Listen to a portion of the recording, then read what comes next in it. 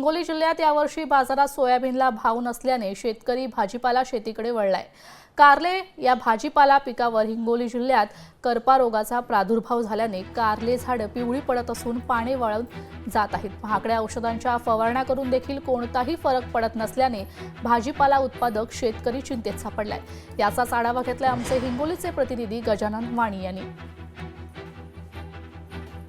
जिल्ह्यामध्ये यावर्षी मोठ्या प्रमाणात शेतकरी भाजीपाला पिकाकडे वळलेला आहे। एकीकडे बाजारात सोयाबीनला भाव मिळत नसल्याने शेतकऱ्यांनी यावर्षी भाजीपाल्याकडे वळले आहे। सध्या हिंगोलीच्या एका कारल्याच्या शेतामध्ये बघू शकता की हे कारल्याचं शेत आहे।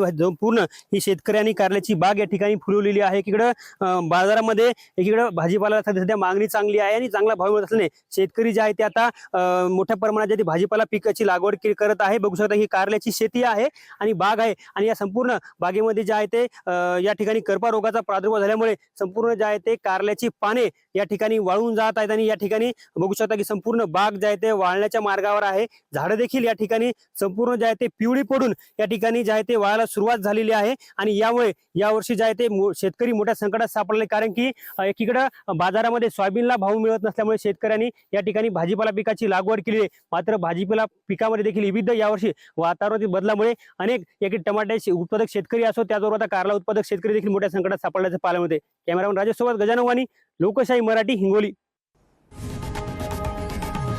लोकशाही मराठी ऐका, पहा, जागरूक रहा।